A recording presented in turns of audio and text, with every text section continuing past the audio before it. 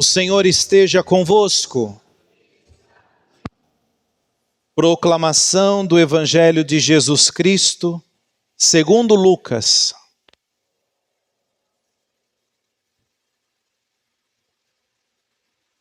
Naquele tempo, disse Jesus aos seus discípulos: Ficai certos, se o dono da casa soubesse a hora em que o ladrão iria chegar, não deixaria que arrombasse a sua casa.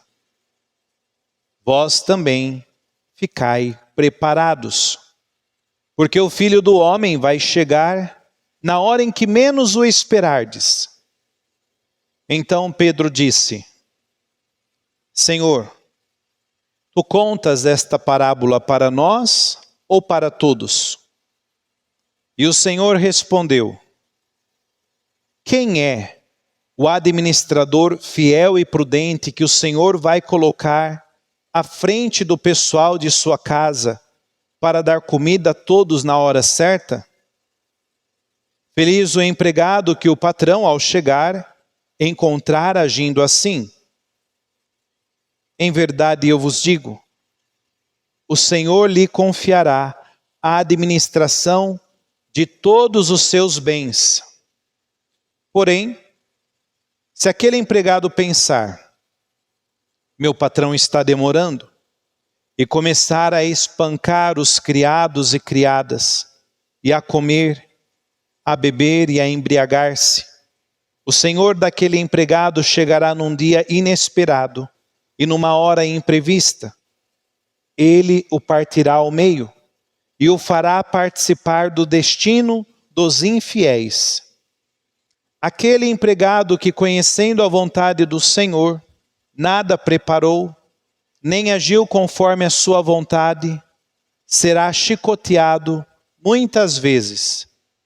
Porém, o empregado que não conhecia essa vontade e fez coisas que merecem castigo, será chicoteado poucas vezes.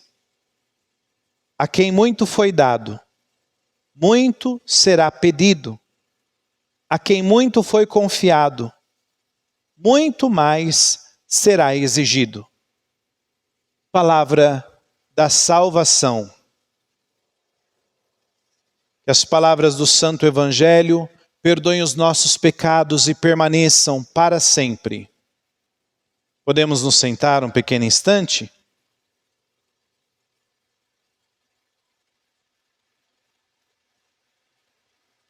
Queridos irmãos, queridas irmãs, nós, celebrando esse grande santo, São João Paulo II, um dos maiores pontificados da Igreja, nós realmente percebemos o quanto vale a pena viver sob o regime da graça, como nós ouvimos aqui na primeira leitura de São Paulo aos Romanos.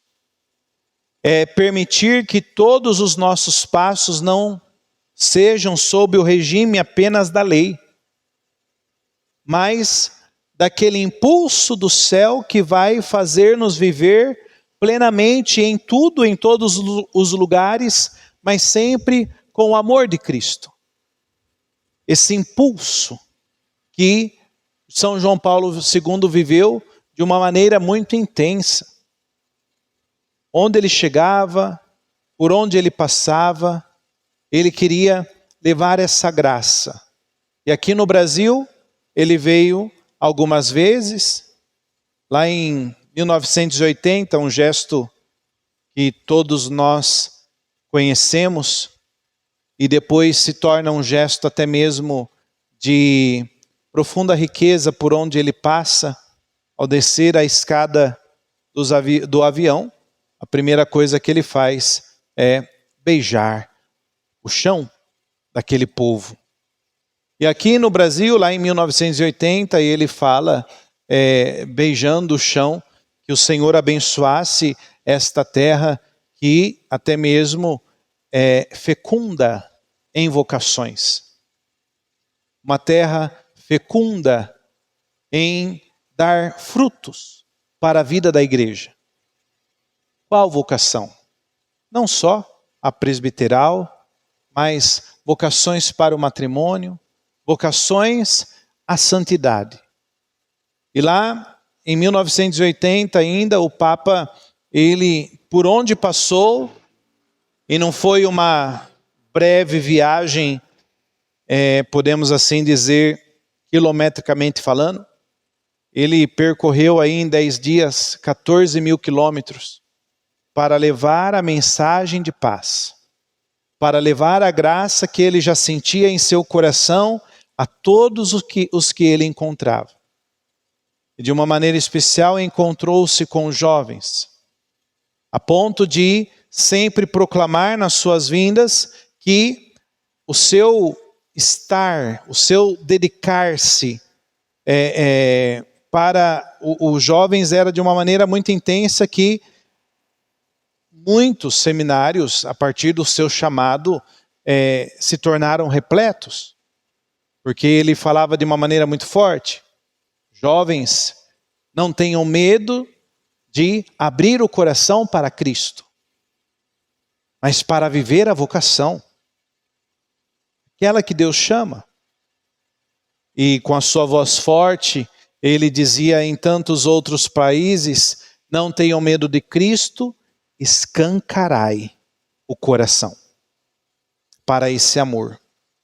E é nesse estilo de vida que o Senhor quer que nós vivamos, atentos, vigilantes, como nós ouvimos no Evangelho de hoje. Uma atenção muito grande ao Cristo que vem, que não sabemos quando, mas o que Ele vem a todo instante em nossa vida, a todo momento em nosso coração.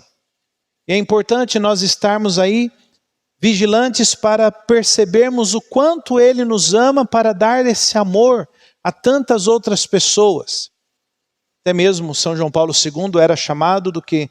Peregrino do amor, peregrino da caridade.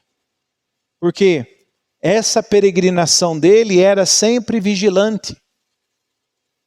Uma peregrinação que não passava algum minuto, até nos últimos instantes de sua vida, como nós lembramos, era uma força para tentar falar algo, para dar esperança e caridade, mesmo na debilidade ali da sua vida.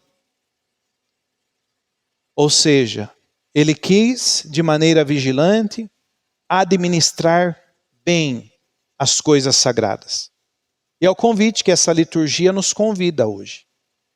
Então, ali em São Paulo, se temos a graça, se somos cristãos vigilantes, não temos algo a perder, mas temos somente algo a frutificar nesse nosso mundo por onde nós passamos.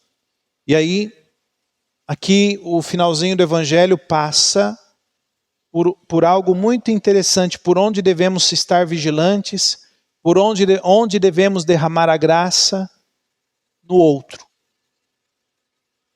Não espancar os outros, como aqui o Evangelho fala, mas colocar-se como servo, como Cristo fez-se servo. Auxiliar por amor. E é inconcebível para nós cristãos permitirmos que algo predomine em nosso coração no sentido de excluir o outro, no sentido de deixar o outro de lado. Aí eu estou vivendo a hipocrisia. Aí eu estou utilizando máscara, quando realmente o meu estar com o outro é um estar indiferente. É um estar de qualquer jeito, de qualquer forma. Não preocupados para amar. Então que possamos olhar essa vida de Jesus também. Ele dá esse exemplo para nós.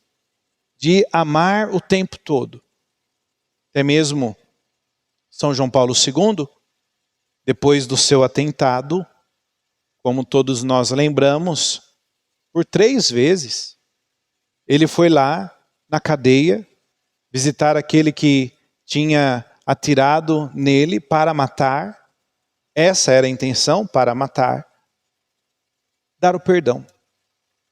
Dar o perdão a ele. Num gesto que poderíamos assim pensar, era o motivo ali daquele instante de dar uns tapas na cara desse cara. O nosso humano, às vezes quer revidar de uma maneira muito violenta, como o Evangelho falou. Começar a espancar os empregados, viver de qualquer jeito. Mas ali, ele permitiu que a graça se manifestasse na sua vida e pudesse olhar novamente nos olhos daquele homem e dar o perdão a ele. É o caminho da santidade esse. E se eu não quero viver esse caminho, eu não estou querendo viver como Cristo.